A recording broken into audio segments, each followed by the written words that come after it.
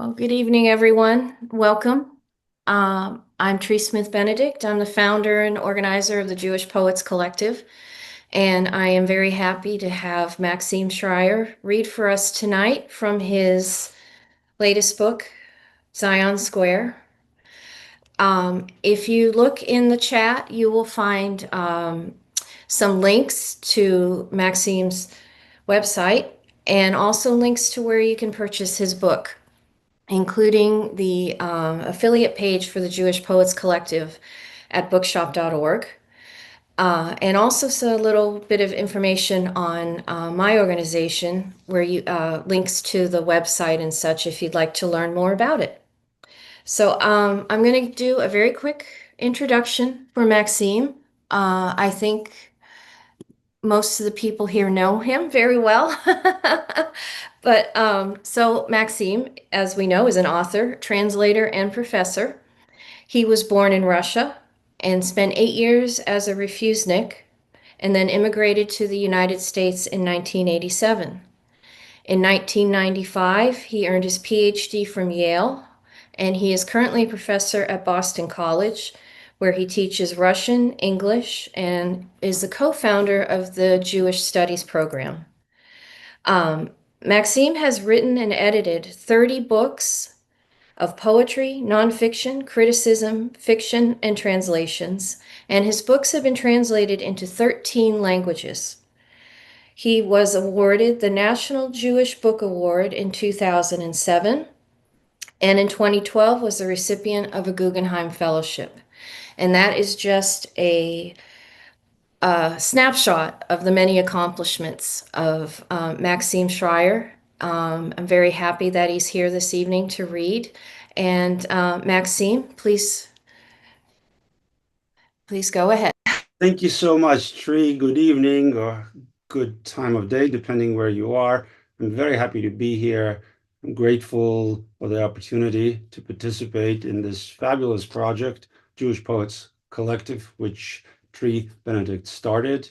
It's extremely difficult to run these projects, and I have so much admiration for Tree as a poet, but also as a selfless organizer and enthusiast. So as Tree mentioned, this book, Zion Square, came out about a month and a half ago with Yehuda Press, and I want to thank three people in connection with that. One of them is Julie Knobloch, who is a poet and a rabbi and a really remarkable person who curates the Jewish Poetry Project with Yehuda Press, who read this book and decided to publish it. Actually, this, of all the books I have done, this was the book that went through the whole acceptance and publication project the fastest. And also Larry Udelson and Julie Sugar, who are the publisher and associate publisher of Yehuda Press. A couple of words about this book. So the vast majority of the poems in it were written after October 7th.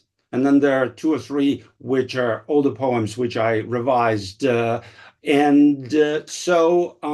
the Hamas attack and the war that Israel had to fight really was the initial tuning fork for the entire collection. And if I could describe it in a sentence or two, I would say that the whole book is about living and writing poetry, not only between languages and countries, which is what I do routinely, but also during wars. Why wars? Well, of course, the war that Israel had to fight, but also the war in Ukraine, Russia's aggression against Ukraine, that is approaching its fourth year mark. And with both countries, I have very intimate connections, although different. Three of my late grandparents were born in Ukraine and grew up there, and Ukraine is a place where our family tree is rooted. So I have a very strong historical connection with Ukraine. But of course, Israel is the land of my heart. And so both of these wars are on my mind daily, and many poems in this collection deal with aspects of these wars. And then, of course, inevitably, as in a lot of things I write about, there is the question of the Soviet legacy and the Jewish Soviet past. And lastly, the whole book is dedicated to the memory of my late father, David Shrayer Petrov, who was a writer. He was a medical scientist and a refusnik activist. He died in the early summer of last year, and the book is dedicated to him, and it became for me one of the ways of grieving, because after his death, for a period of time, I had trouble writing anything in prose except emails, but I did write a number of poems. So that said, I'm going to read a few poems just to give you a sense of what's in the book and how some of the things in it work formally and thematically. So the first poem I'll read is called My Woven Kippah. And just one word of background, as those of you who've been to Israel or know a lot about Israel know, when Israel started developing in the late 40s, early 50s, into the late 50s, it had to build a lot of housing stock quickly because of the swelling population. And these older Israeli buildings, which you can see in older communities, in Tel Aviv and in towns around Tel Aviv, say in Netanya, these 3-4-story buildings, they're still standing, and they do not have the safety rooms, the mamads. Some of them do not even have a bomb shelter. And newer arrivals, and that has been the case with those who have left Russia and Ukraine over the past 2-3 years, ended up living in these buildings. And so the building I refer to in this poem is one of those buildings, My Woven Kippah. I bought my kippah from an old mystic who spends his days at Shuk HaKarmel. My kippah is woven from many strands, black like memory of the 9th of Av, blue like the eyes of murdered Litvak maidens, white like the linen shroud I will wear to my burial, coarse like salt from the Dead Sea, soft like the sand of the Negev, silken like milk of Bedouin camels. My best childhood friend from Moscow, who lives north of Tel Aviv in a rickety building without a bomb shelter, told me, "You've become a religious Zionist." When we spoke 2 or 3 days after the Hamas attack, and I was seething with useless words of righteous rage, I didn't want to argue. My friend stood in the landing by the window. Missiles were flying across his phone screen. Then this next poem, I guess, reflects some of the turmoil of being a Jew and a Jewish professor teaching at an American college over the past 2 years. And this poem also references the area around where we live in Brookline, Chestnut Hill, here in the Boston area. It's called Another Day of War. I fold my laptop, leash my silver poodle, and leave for work to give a lecture about Primo Levi's death. We traverse the neighborhood where Boston Brahmins once lived. Bleeding lancets stir under our feet as I revise a ditty from my childhood. Children ran into the house, mad with joy, on Christmas Eve. There's no harmony, alas, and there is no place for Jews. And those of you who are, like myself, products of Russian culture, recognized, I imagine, in the last stanza, a oblique reference to Pushkin. The next poem I'm going to read is called Wine Tasting in Winter, and it's based on one of the many trips my family and I have taken to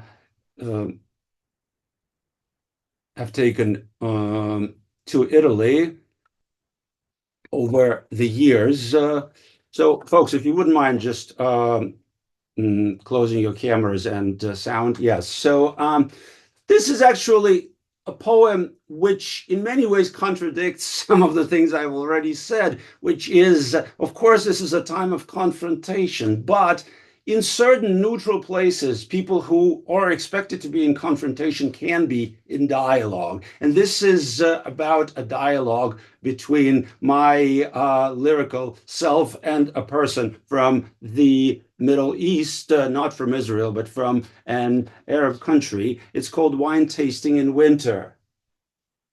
At a wine tasting outside San Gimignano, I met a Saudi aristocrat with perfectly chiseled fingers. His noble face was stuck half the distance between Rabbi Marx's and Rabbi Freud's, but swarthier.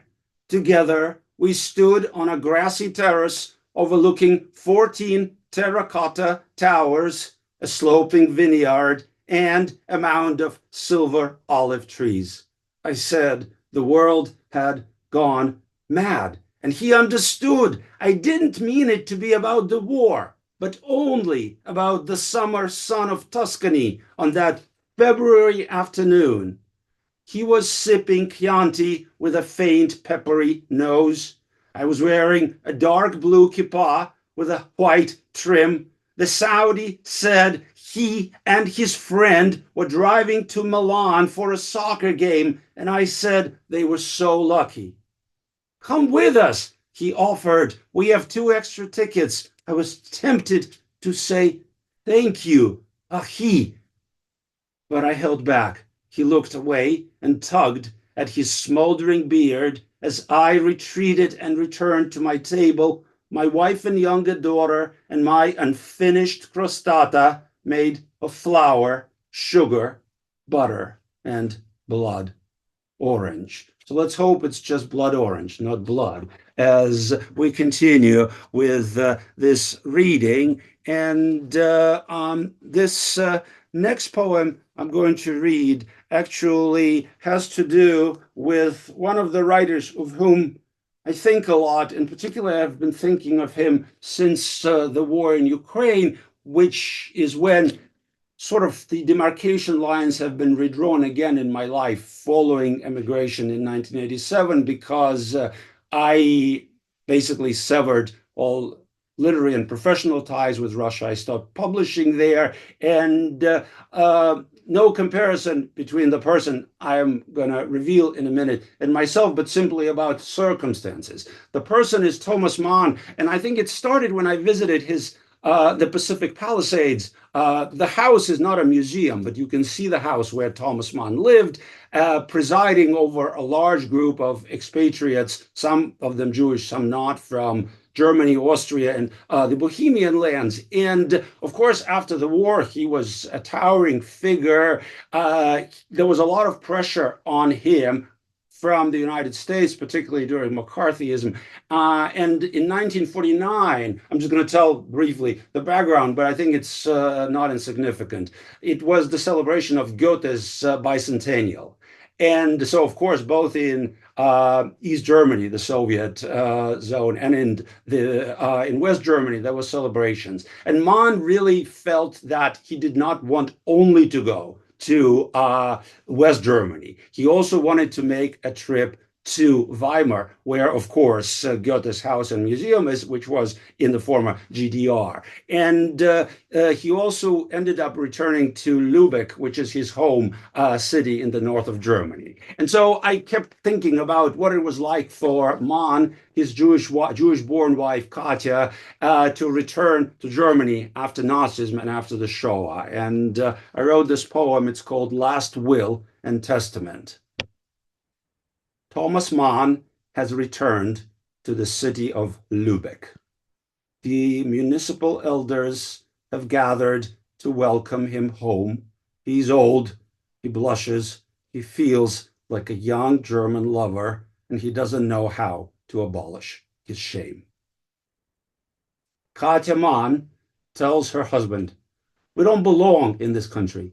How eerie this place, how sated with murderous joy. All is lost. At the Kirche The bride has been wailing since sunrise. Buxtehude's great organ has been vandalized and destroyed. Darling, says Thomas Mann, on the strand of my youth, Travemünde, sand is weightless like ashes and cold like unearthly embrace. All my life, I have been faithful to Germany. Now, what an ending to discover that nothing of mine remains. I hope that it doesn't happen to us because it must be a terrible feeling that in the country of your birth, there is nothing left of you and what you hold dear to your essence. But on the brighter side, I'm going to read the opening poem in the whole collection, and it's a little longer. It's called The Ghost Trio, and I'll explain how it came about. So, of course, you know Beethoven's Piano Trio, Opus 70, which has such a mysterious name because nobody really knows what the Ghost Trio means. My wife, Karen, who is a medical doctor and a medical editor, but also is a paraprofessional cellist, plays in a trio. And a year and a half ago, she was rehearsing. She told me she would be playing the Ghost Trio. And I somehow started thinking about it. And I played it a number of times. And somehow I kept thinking, well, the ghost should come out at some point in the trio, and then sort of I ended up writing a poem in which various ghosts come out, except this poem is about how extremely divided America has become. It really, for us immigrants, I think it's in a sense clearer because we came to a certain place, and this is not the place that sheltered us former refuseniks back when we came here in the summer of 1987. And just how divided it is what I tried to capture in this poem, The Ghost Trio. And it has an epigraph from one of my late father's poems, and there's a line in it: a Jewish organist is playing in a black church. And the poem, which is wonderful, is basically about a Jewish musician who has to find work, and he ends up getting a job in a black church in Harlem, and he plays organ. And as he plays, he thinks various Jewish thoughts. So in any case, the Ghost Trio. There are three parts, of course, and the first is called Allegro. Where is the ghost? Whose is the ghostly presence? What's hidden and what's lost? The time has come for penance, but there is no guilty party, only a shimmering appearance.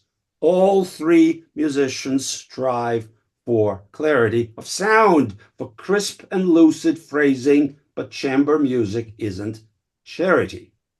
And so they go on rehearsing Sunday after Sunday, the date of their performance nearing Memorial Day. Already pollinate and suffer, Boston suburbs choke, asthmatic coughing, concentrate on squiggly notes, music's secret joke, and then the ghost will finally betray its pallid face, its dagger, and its cloak. So many things we hesitate to say come out when musicians play. 2. Largo. The violinist dons his Sunday garments. He looks so dapper in the charcoal linen suit and periwinkle shirt, his husband's present. He takes a sip of pure water, claims his seat beside the piano. In a square of dusty light, he wipes his brow, forswearing the heat, rosins the bow, myopically smiling at the cellist. He dreams of taking a lukewarm lavender bath at his apartment in the South End. The list of fortunes goes on. The violinist's lucky path. His surgeon husband summers on the vineyard, a named chair at Longy, freedom from all the wrath, resentment, anger, only practiced love and gratitude for what his parents, doctors who had met at Brown, instilled in them a sense of pride and also a shrewd refusal to let their bodies become the battleground of history, which doesn't mean the violinist was taught to unremember kinsfolk in Montgomery and Richmond. The violinist sighs and gives the cellist a thoughtful nod as if to say, the pianist's always late, but we are on time. He wants to compliment the cellist on her luscious red hair arranged in a French braid, but some pantomime of gender could be misconstrued. He holds the note, observing quietly the cellist's dress, the color of lime, her swiveling silver earrings, her ancient aquiline nose. What does he know about her? The violinist wonders. They have been playing for 2 years. Yes, those bottomless blue eyes. What's buried in them? Others on the Boston music circuit told him she cannot offend. Her husband is some sort of Jewish poet. Figures he must be a professor. That's how American artists mend their budgets. The violinist strains to remember other facts. The cellist's teenage daughters play varsity tennis. No end to the suburban tedium has been spared. The ornate face of the clock grins as at the violinist as he fidgets, recollecting that a swastika was recently painted on the cellist's fence. The pianist finally arrives. She's 20 minutes late, sing-song voice, apologies. Caleb was running a fever. She left her cell phone on the counter and had no way of getting in touch. She's really sorry. In her wavy tie-dyed skirt, she looks a bit jejune. The violinist observes she must be strapped for cash. The cellist thinks, yes, she has the spirit to play despite her personal mishaps. The violinist and the cellist both know the pianist is a mess, a divorcee, 3 children, debts, a maze of private lessons, living in her family's nest, an old New England farmhouse where her retired parents obsess about their ancestors' Mayflower pedigree and socialize with other Yankees from a museum of the past. They start to play. Allegro laced with doubt, tinged with glee. They're finally all together. Are they? Are they? The score commands performing it vivace e con brio. Pianist, please don't overthink the music. Just play as written, the violinist whispers, while the cellist notes to herself that no matter what, she mustn't hold sway over the trio, lest the ghost suddenly decide to come out. The largo starts. All 3 musicians know that the ghost is somewhere nearby. Which ghost, though? And which route will it take to break the silence? Whose misery does it host? The ghost of racism? Con vibrato. Where's your entrance? The ghost of Jew hate. Come. Next, the ghost who is the most camouflaged. White privilege. Whose past does it conceal? Hushed tones of gentility. Whose pain do they reveal? The third part is, of course, presto. Their last rehearsal on the first Sunday in June. They race through the allegro, arpeggios of vengeance still hovering like stormy clouds, a haunting tune across the sooty sky over the suburbs. Innocence is lost. They get through the allegro on pins and chords, but at the largo, things fall apart. Now, the sentence. What privilege? Where? The piano plaintively accords. What racism? You don't know? The violin tremulates. What Jew hatred? Stop pretending, the cello soars. Please, you're both made of whiteness, sings the violin. White privilege, white bread, white lies, intones the pianist. Compare pain? I can't, the cellist rings. My father was in Buchenwald. The black violinist halts and rests the violin on his knees. The Jewish cellist awkwardly gets up and walks away in tears. Only the pianist, only the white pianist pounds the keys. The music rips the skein of being. The ghost is proudly silent, a triumph of difference, discordant and defiant. So that's how I imagined, thank you, the ghost coming out. And you probably noticed that the poem is written in terza rima, which is Dante's form in the Commedia, which is that there are stanzas of 3 lines, and the middle line, the rhyme in it, circulates into the subsequent line. So there is also an internal principle of certain motifs circulating and then reaching a certain point of no return. So maybe, Tree, if I could read maybe 1 or 2 more poems, would that be all right? That was wonderful, by the way. And yes, of course, please go ahead, read. Okay. Really, really appreciate it. And again, those who joined us a little later, I'm so grateful to all of you for being here. I know it's late, it's Sunday.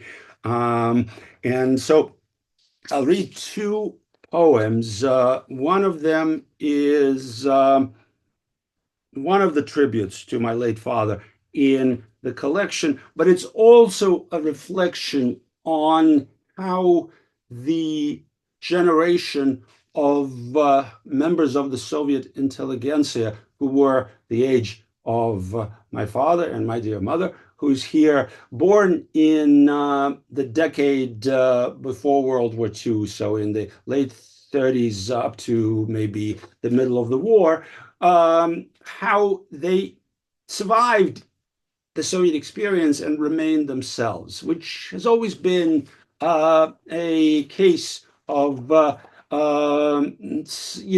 great wonderment for me. And so I wrote this poem. It's called Our Fathers, and it's about that, Our Fathers. How did our fathers survive so many decades of Soviet mendacity? How did they manage to teach us the antidote to memory? There lived in them such an elegant Jewish audacity, how deftly they sidestepped the rules of cruel history, how they tied the knots of their silk neckties a little askance, disliked hollow words, stains on the tablecloth, unpolished cutlery, how they forgave the cowardice of colleagues and despised laziness, how gorgeously they pronounced a punch in the mouth or knock 'em dead, and how they hated holidays with bread and games and impure language. After a father's departure, an empty trench remains in one's head. Our dear soldiers are done fighting, curing the sick, rhyming, singing, and I don't know how to put it without oversimplification. Instead, one evening in June, you and I will find ourselves in front of Retsina Cafe after traversing Judenplatz, once the center of Jewish life, now an emptiness. We'll go inside, feel the aroma of resonated wine, and see the carefree faces of the Viennese who don't know guilt. We'll occupy a table beneath the vistas of Naxos and remember our fathers after the Russian, Jewish, and Byzantine rites. Then we'll go downstairs into the past, where they are 18 and the muses wear black, narrow skirts, where filterless cigarettes burn like street lights, where tears are formerly banned and sons not allowed to sulk, only to play biriba and laugh, where grim merrymakers sit around in black vests, where on the kitchen counter in a deep dish sleeps the coarse Levantine salt, where panting lie the 3 fish of sorrow, sea bream, flounder, and red mullet.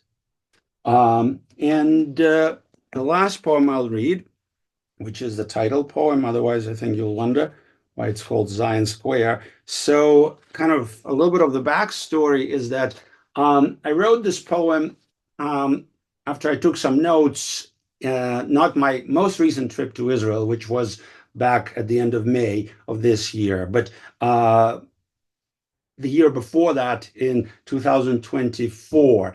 And in Jerusalem, I like to stay in a little hotel, which is in an area called Kikar HaMuzika, Music Square. And most of you know it because it's kind of a very famous spot for tourist brochures. It has all these multicolored umbrellas that are hung over. And then on one side, it leads into another very famous Jerusalem square, which is Kikar Zion, Zion Square. And before the war, orchestras used to play in that area. And so I was there and I was just thinking about things, and I observed a couple of street performances. And so from that initial impulse came this poem, and it has a epigraph from Yeats, a 60-year-old smiling public man. And you will see why. I actually love late Yeats a great deal. I think the formal perfection was particularly remarkable. It's the Yeats who was asked why he still rhymed, and he said, "I work hard on my poems." I think, I mean, to say that right before World War II is to say a lot, given what was going on in the world. Zion Square. In the earthly city of Jerusalem, I like to stay just a couple of blocks from Kikar HaMuzika in Yoel Moshe Salomon Street, a pathway named after the founder of 3 Israeli towns and a Hebrew newspaper, a descendant of a messenger of the venerable Vilna Gaon, who in the 1880s left Lithuania for the Holy Land and was perhaps my distant relative or other kinsman on the side of my father's grandfather, Rabbi Chaim Wolf of blessed memory, who was peacefully murdered in the early days of the war. Orchestras played outside my hotel at night, and I listened to the music Jews couldn't leave in Europe. I felt sheltered by the might of the Iron Dome, but also the roof of party-colored umbrellas that hang over the street, once the prey of tourist photos and travel agents' brochures, now the sky of our small warring country. I looked up and cried for all my cousins in arms, but also for myself. Mostly tears of joy and comfort. Music didn't end suddenly. It flowed up towards Jaffa Street, and I felt someone or something carry me, a Jewish feather, to Kikar Zion. Next morning, as I waited for my muse in uniform, I got to observe a troop of teenage boys in woven kippot, black and white Jews, who danced in sync and looked like pale versions of kids from an urban ghetto, vestiges of another world, performing in support of hostages. While girls in long skirts collected donations, Jerusalemites stood and watched, tired of having to care, unfree to let their war fatigue spoil the mood of unity. It was then, weaving my way through a maze of men and women toward the imaginary proscenium that separated the dancers from the dance, I saw a vision of the past. Or was it a vision of the future? I still don't know. I can only tell you what it looked like, head to toe, hat to shoes, spectacles to trousers, above and below, black kippah, black capote, black gartel, meant to separate heart from sex organs. It was all there to reincarnate what I thought my Litvak ancestors had left behind. He was neither tall nor short, neither skinny nor rotund, both red head and white head, eyes both blue and hazel, tousled hair, unevenly clipped beard, blackened fingers, hands in flight, conducting the performance of the universe. Who was he? A local shtetl fool or God to all his Jews? Thank you. Thank you so much. Thank you very much, Maxime. That was just wonderful.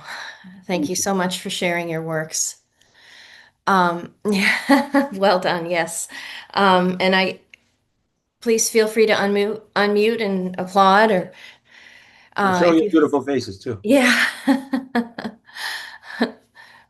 Um, so I did have some questions to bring up for some discussion, but I also would like to open up the floor to the audience. If there's anyone that has any questions about Maxime's poetry or any comments they would like to make, please feel free at this time to share anything. And certainly, as I bring up some questions with Maxime, if anyone has something they would like to add, you're welcome to do so. Maxine, you addressed this in your own introduction, but I did want to, if you don't mind, bring it up. I remember very well when you announced on Facebook that your father had passed away over a year ago, and it clearly very painful for you. And um, I Oh, was I was in admiration that you had included works in this new book about your father and that loss because I find that grief can be very difficult to write about. And so I will ask then. I was going to ask if it was difficult for you to write, which you said it is. And so I will expand it and ask if you think that you will continue to write about this experience mm, in this loss. yeah. Thank you so much for the comment, and I'm really touched that you remember it because, of course, we often forget that private loss is usually private. Tolstoy used to say that, and in Anna Karenina, you really see that a person's death is most felt to his or her their intimate circle, and then it's like concentric circles. The farther you are away from the family, the less it of an impression it makes. So, of course, it's the hardest to our family, particularly to my mother and to me, but also to my closest family, my children, my wife, and the people who really knew my father. Um, no, what I said is true that after my father passed, which was in early June, I had a lot of trouble writing what I usually do with ease, which is mm, essays, prose. In fact, oddly enough, I only mentioned this because I just published a long piece about sort of this hysteria over Israel and Italy and the new surge of anti-Semitism. This probably is the first essay since my father's death that I wrote kind of the way I used to write. I wrote for 3 days and I really felt somehow undeterred. However, after he died, I had trouble doing exactly that. And the only thing I felt I could do was to write poems in both Russian and English. And I remember I told a couple of my closest friends that I grew up to with in Russia, one of whom lives in Israel. He was in the poem I read, and another still in Russia, that it's all I know how to do now. And it was an organic experience. I really can't explain it otherwise. I think it's different for different people and for different writers because there are no rules for grief, which is why I certainly have been writing, and my father, I wake up every day thinking about my late father, but I feel that maybe some of the poems in this book are the poems I could only write once, if it makes sense. Oh, absolutely. Yes,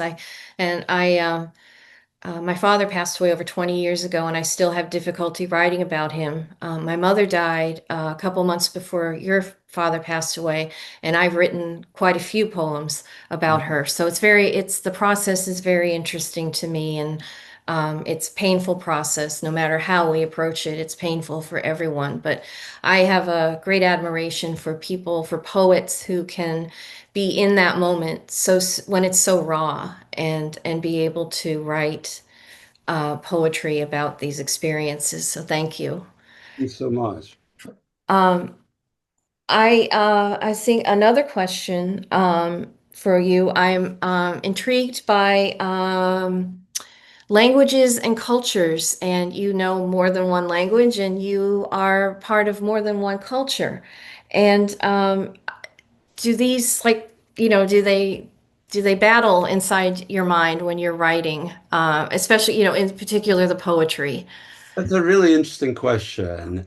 Uh, Battle, I'm not sure, but they are certainly in dialogue and sometimes in what my younger daughter Tatiana, who just turned 18 and who is a poet, is a fourth generation writer in our family. When she was younger, she came up with this expression, psychological confrontation, which we still don't necessarily know what it refers to, but I do feel like they are in psychological confrontation, Russian and English. The past 4 years, it's been quite productive, I must say, because I do more and more of what I call parallel writing. In fact, if I could just boast for 1 second. So I had this book published, which came out in Switzerland with a publisher who does a lot of bilingual books now. One of the languages is Russian and the other English or German or French or Spanish. And these are basically poems that exist in two languages, in English and in Russian, but they're not translations. They really are in a parallel coexistence, but parallelism is sometimes Euclidean, but sometimes it's more after Lobachevsky. So for instance, you will not find the equivalency. Some of the stanzas are missing in the Russian version, or something in the English is not there. However, I find the method extremely interesting, and it, I think, allows me to sort of not to have these languages battle, but rather to be in conversation. Absolutely. That's Uh, wonderful. with prose, it's possible. It's just the method of composition is so different. I've done some of that. I did one collection that has come out in English and in Russian, not in parallel, but just and they are, versions of the same book. Thank you.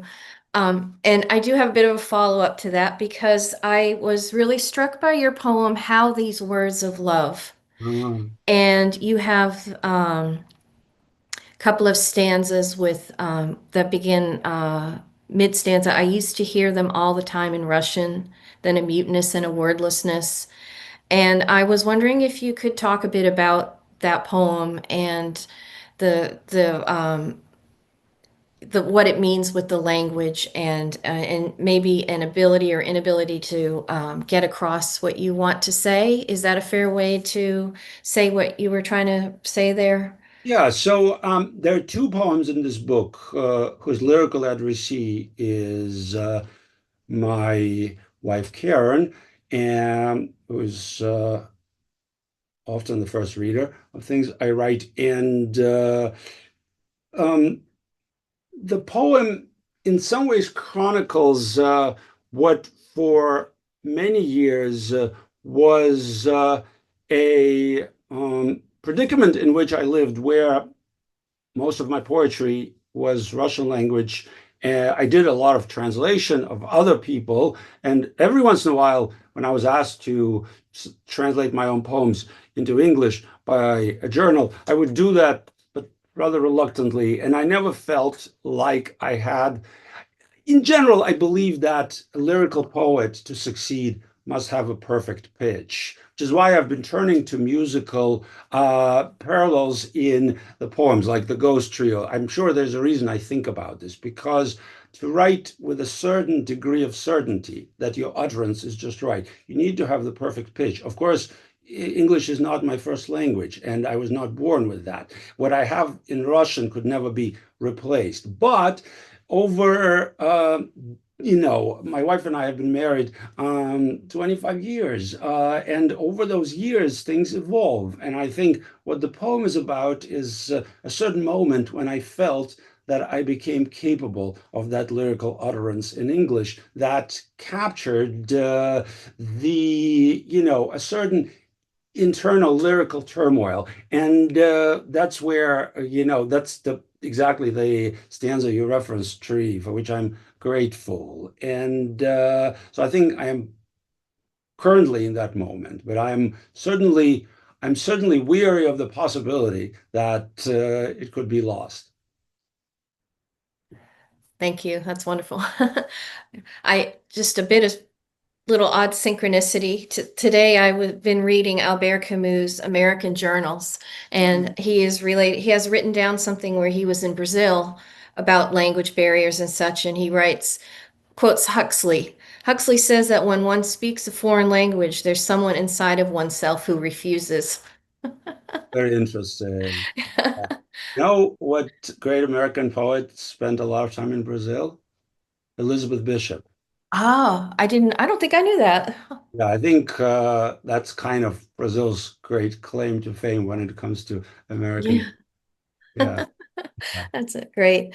Um, So Maxime, I believe that to be an immigrant shows a great deal of resilience. As someone, I've lived in America my entire life, and I admire greatly those who immigrate. I come from a family, my grandmother came from Scotland, um, but especially where you came from a country where you were a refusenik and where Jews were not welcome or treated well in the USSR.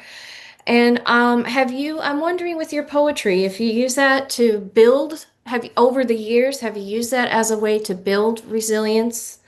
Or do you write it to express the resilience that you already have? It's interesting. That's a really interesting question. I like how you put it. Honestly, I think the resilience, if there is resilience, which is, I'm not sure I'm self-aware enough to tell you, it's the resilience to express in the English language. I think more it's the vehicle of expression. And certainly a little less in this book, but in my previous English language collection, Kinship, which is primarily about my Jewish past in the Soviet Union, the Refusenik years, there I feel that telling it in English and in poetry, and also some of my poetry is fairly formal and self-disciplined, I suppose. That was how I challenged myself. Uh, I'm not very good about kind of giving psychological explanations to what it is that I'm doing. I can explain what I do formally much better. That is perfectly okay. Thank you. Um, just a couple more things I wanted to bring up. After all that we have experienced in the past 2 years with the anti-Semitism and the things that have occurred on college campuses and beyond, I really appreciated your poems on these topics. And maybe this is more of a statement than a question, but there is, to me, um, quite a difference in poems like, oh, let me get a title very quickly. Um, you have silent versities, UN General Assembly resolution on Gaza. They're very blunt and they're very factual. And I appreciate them, and I think others will as well. And my hope is that in the coming years, we will see more of poets writing of what we've all experienced in the past 2 years. And And so, was it a goal for you to just, I am going to ask a question. Was it a goal for you to just record these as they happen? Like, something just upset you so much, you just had to get it down right away. And more important to write them in the way they were, as opposed to being more metaphorical or lyrical about them. Well, certainly the two poems you've mentioned. So Silent Versities is like Silent Universities, basically, is of course about the silence of North American universities as institutions. as groups of professors, the silence in plain view of virulent anti-Israel and anti-Jewish activities on campus. And there, I was capturing something that was very factual, but of course I had to do it in a language that would, in my view, be captivating. And so that poem is not just a recording of facts. The poem about the vote in the General Assembly that you referred to, on the broad surface, is just a listing of how people voted. But if you look a little deeper, it has a texture and a structure. And look, I'm not at all trying to disagree with you, but hundreds of years hence, of course, people will have, if we're still around and if people still read, but the memory of the concrete events will have dissipated. Like when we read Latin poetry, most of the references are lost on us. So we still read it as poetry. I think I always try to push myself not to unremember that. So it's never just a recording of facts. It has to, I think, please me formally, and that's what I mean. Look, it's a hard question because what I think has happened is that it's like, I'll give you an example, and maybe we can take a couple of questions from the audience, but I think it's getting late. So Pushkin has a very famous poet called The Prophet, which is based, it's a more or less free rendition of Isaiah, and a section in Isaiah about, a seraph that visits with the lyrical subject. Every Soviet school child used to read it. Of course, they were not explained that this is a rendition of the Hebrew Bible. They were told that, this is a poem of protest. However, if you show an English version of that to a lot of Americans, I think they may recognize the Isaiah moment, but they may not recognize the prophetic mode. I think what, in my view, is beginning to change in Jewish American poetry. I think the prophetic mode is beginning to make its return. But the prophetic mode is never abstract. The prophetic mode is deeply rooted in history. And most prophets said what they said, not only because they were a certain, oracle, but because they were trying to compel their audience to resist, to fight, and not to surrender.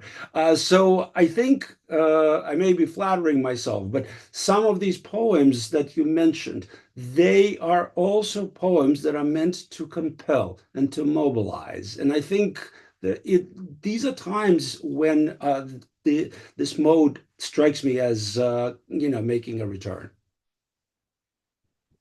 May it be so. Thank you. And we are at 8 o'clock. Wonderful. This has been a wonderful evening, Maxime. Thank you so much. Thank you so much, Tree, and thank you so much to all of you for being here. And I really, really appreciated the opportunity to read for you.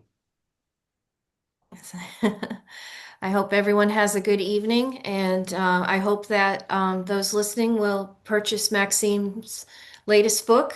And please check out the Jewish Poets Collective as well if you have a chance. Thanks so much. Thank you very